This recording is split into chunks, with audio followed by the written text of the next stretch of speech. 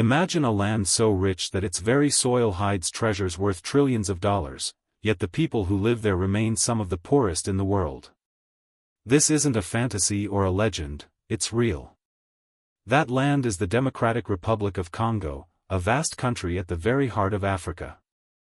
Congo is sometimes called the world's treasure chest, because beneath its mountains, forests, and rivers lies something the modern world cannot survive without: minerals. Gold, diamonds, cobalt, copper, coltan, the list is endless. But these aren't just shiny stones or glittering jewels. They are the invisible backbone of the global economy and the foundation of modern technology. Think about it. The smartphone you're holding in your hand right now. The laptop you're watching this video on. Even the battery powering electric cars on the roads of Europe, America, and Asia. Almost all of them depend on resources that come straight from Congo's soil. Take cobalt for example. Over 70% of the world's cobalt supply comes from Congo. Without cobalt, there would be no rechargeable batteries for smartphones, laptops, or electric vehicles. In fact, the push for clean energy, like solar power and electric cars, relies heavily on Congo's minerals. That means, in many ways, Congo isn't just part of the global future, it is the future. Experts estimate that Congo holds over $24 trillion worth of untapped minerals. To put that into perspective, that's more than the economies of the United States and the European Union combined. On paper, Congo should be one of the richest countries in the world, maybe even as wealthy as nations in the Middle East with their oil. But here's the heartbreaking twist: while the world races to mine Congo's riches, the local people remain trapped in poverty. Millions struggle to afford food, clean water, and basic health care. Families live in villages where schools are falling apart, roads are unpaved, and hospitals barely function. How can a country so rich in natural wealth be so poor in human reality? The answer lies in a cycle of exploitation and inequality. For decades, foreign corporations and powerful middlemen have controlled the mining trade. Minerals are taken out of Congo cheaply and sold for massive profits abroad. The miners, the men, women, and even children who dig with their bare hands, earn only a few dollars a day. Meanwhile, the smartphones and luxury jewelry made from their labor sell for hundreds, sometimes thousands of dollars across the world. This paradox has given Congo a painful nickname: the paradox of plenty, or the resource curse. It means that the very thing that should make a country rich, its natural resources, often ends up being the reason it stays poor. For Congo, its treasure has become both a blessing and a curse. And yet, despite the hardship, there is still hope. Congo's story is not just one of suffering, it's also one of resilience. Its people are strong, its land is fertile, and its resources are still there, waiting to be managed in a way that benefits not just outsiders, but the millions of Congolese who call this country home.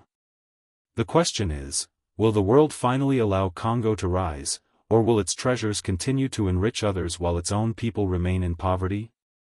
So, what's really happening inside Congo's mines? Every single day, across the Democratic Republic of Congo, thousands of men, women, and even children descend into muddy pits to dig for the minerals the world cannot live without. Forget the image of modern mining with giant machines, helmets, and safety gear. What happens in much of Congo is raw, dangerous, and often heartbreaking.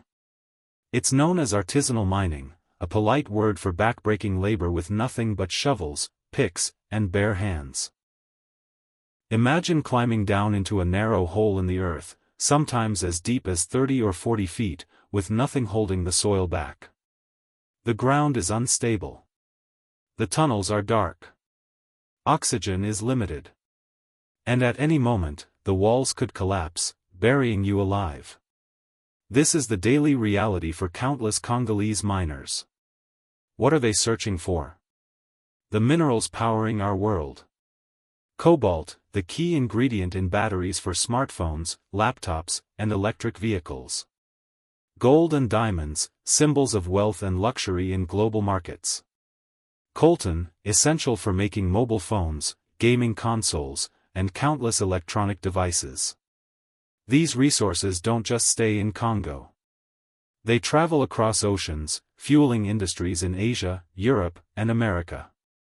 Your phone, your laptop, maybe even the car you drive, all of it might carry a hidden piece of Congo inside. But here's the part the glossy tech ads and luxury stores don't show you: the conditions miners endure are nothing short of brutal. Accidents are common. Tunnels collapse without warning, trapping and killing workers. Toxic dust from the rocks damages their lungs.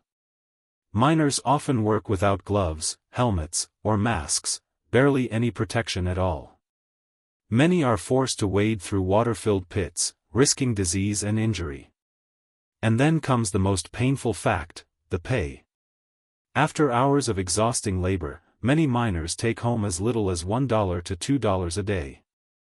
Some days, they dig and find nothing, meaning they return home with empty pockets. Families live hand to mouth, struggling to buy food, while the very minerals they pulled from the ground sell for billions abroad. The injustice doesn't end there. Middlemen, local buyers, snap up these minerals for cheap. They then sell them to larger companies, who in turn export them across the world. By the time the minerals reach factories in China, Europe, or America, their value has multiplied many times over. International corporations make billions. Luxury brands build fortunes. Tech giants release shiny new gadgets every year. And yet, the miners, the people risking their lives at the very source of this global wealth, remain trapped in poverty. They can't afford healthcare. Their children often can't go to school. Some children even end up in the mines themselves, working long hours instead of studying, their small hands digging for minerals that power toys and consoles used by kids in far richer parts of the world. It's a cruel paradox. Congo's minerals fuel luxury lifestyles and advanced technology across the globe, but the people who extract them often live in mud huts, without electricity or clean water. Their sweat and suffering are invisible in the final product. This is the hidden cost of modern convenience. Every smartphone upgrade, every sparkling diamond necklace, every electric car carries with it a piece of Congo's story, a story written not in glittering gold, but in the lives of those who dig for it under brutal conditions. So the next time you hold your phone, ask yourself, at what cost does this device exist? To understand why the Democratic Republic of Congo is so rich in resources yet so poor in reality, we need to take a step back in time. Because the story of Congo's present cannot be told without its past. It begins in the late 1800s, during the age of European colonization. While most colonies were owned by empires, Congo was different. In 1885, King Leopold II of Belgium didn't just colonize Congo, he claimed it as his personal property. Yes, you heard that right. A European king owned an African country like it was his private estate. What followed is remembered as one of the darkest chapters in African history. The land, rich with forests and rubber trees, became a giant labor camp. Millions of Congolese men, women, and children were forced to harvest rubber, ivory, and minerals under brutal conditions. Failure to meet quotas was met with unimaginable punishments. Soldiers cut off hands, burned villages, and killed families. Historians estimate that during this period, millions of Congolese lost their lives. The world eventually exposed the horrors of Leopold's rule, and in 1908, control of Congo passed from the king to the Belgian state. But things didn't get much better. Congo was still treated as a colony whose main purpose was to feed European industries. The riches of the land flowed outward, while the Congolese people remained poor and voiceless. Fast forward to 1960. Congo finally gained independence, and for a brief moment, there was hope. A young, charismatic leader named Patrice Lumumba rose as the country's first prime minister. He dreamed of a Congo where the nation's resources would serve its own people, not foreign powers. He wanted to build schools, hospitals, and industries, an independent Congo for Congolese citizens. But that dream was short-lived. Just months after independence, Congo was thrown into political chaos. Foreign interests, fearing the loss of control over Congo's minerals, backed rival leaders and fueled divisions. Lumumba was captured, tortured, and executed, a tragedy that still haunts Congo's history. From then on, the country fell into the hands of dictators, the most infamous being Mobutu Sese Seko. Backed by Western powers during the Cold War, Mobutu ruled Congo, renamed Zaire, for more than 3 decades. He enriched himself with billions of dollars while his people sank deeper into poverty. Corruption became a way of life, and Congo's vast wealth continued to be siphoned off by elites and foreign companies. But the worst was yet to come. In the 1990s, after Mobutu's fall, Congo descended into chaos. Neighboring countries, armed groups, and militias all fought for control of its mineral-rich lands. The wars that followed became so devastating that they were called Africa's World War. At its height, armies from at least 7 African nations and countless rebel groups clashed within Congo's borders. The prize was not ideology or freedom, it was Congo's treasure, diamonds, gold, and coltan. The human cost was catastrophic. Millions of Congolese were killed. Families were displaced. Women and children suffered unspeakable violence. To this day, some regions of Congo remain unstable, with armed groups still profiting from illegal mining and smuggling. So what does this history tell us? It reveals a painful truth. Congo's immense wealth has always been both a blessing and a curse. Instead of lifting its people into prosperity, its resources attracted outsiders, colonizers, dictators, corporations, and warlords, each one eager to take a slice of the pie. And because of this, the Congolese people have rarely been allowed to benefit from what rightfully belongs to them. Their wealth has built the fortunes of others, fueled wars, and sustained corruption, while ordinary citizens struggle for survival. Today, when we look at Congo, we must see not just its present struggles but also its historical scars.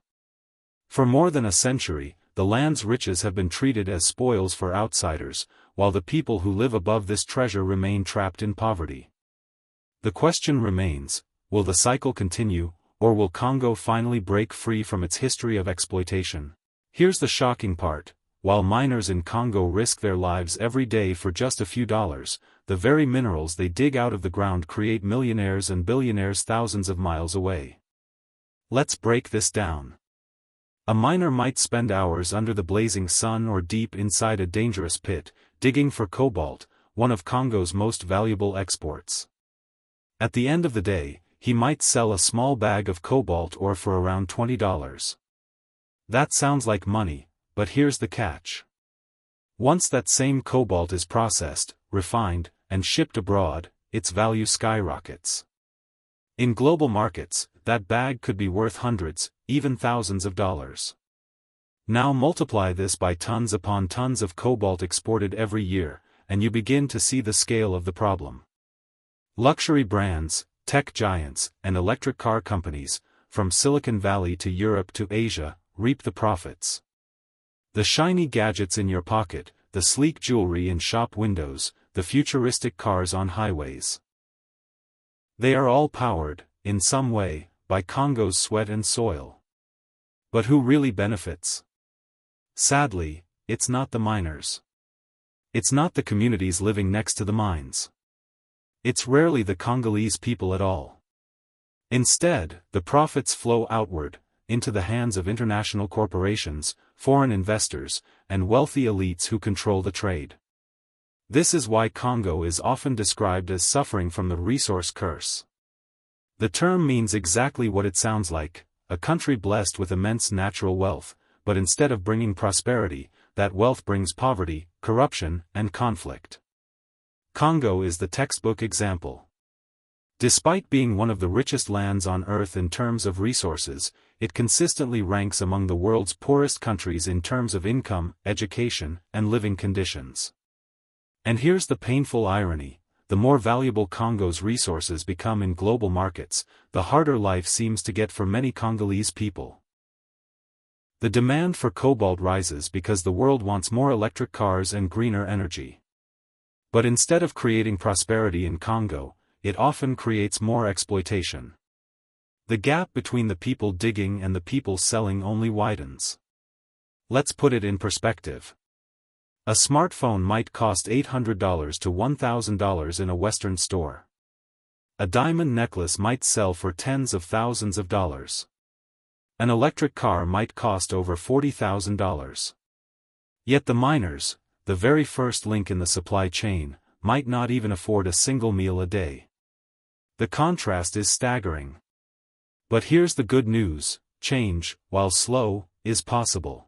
In recent years, some projects and organizations have begun pushing for more responsible sourcing. There are efforts to create fair trade minerals, where miners are paid better wages and communities benefit from schools, healthcare, and infrastructure. Tech giants are being pressured by activists and consumers to trace their supply chains and ensure that the minerals in their products are not coming from child labor or conflict mines. Some small cooperatives in Congo are already showing signs of hope. Miners working together in groups have more bargaining power, cutting out exploitative middlemen. With proper regulation and international pressure, Congo's minerals could one day stop being a curse and start becoming a blessing. Imagine what could happen if even a fraction of the billions made from Congo's resources stayed in the country. Schools could be built. Hospitals could be modernized. Roads and electricity could reach villages that have lived in the dark for decades. Families could afford education instead of sending their children into dangerous mines. The dream is simple but powerful, that one day, Congo's treasures will finally benefit the people of Congo. That instead of millionaires and billionaires abroad, it will be Congolese families who rise out of poverty, creating a new story of prosperity and dignity. The world has a choice. Continue the cycle of exploitation, or rewrite the future so that Congo's riches finally lift its people, not just outsiders. Despite all its struggles, Congo is not just a story of pain.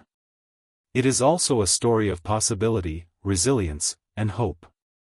Yes, the history is full of exploitation, and yes, today's miners often live in heartbreaking poverty.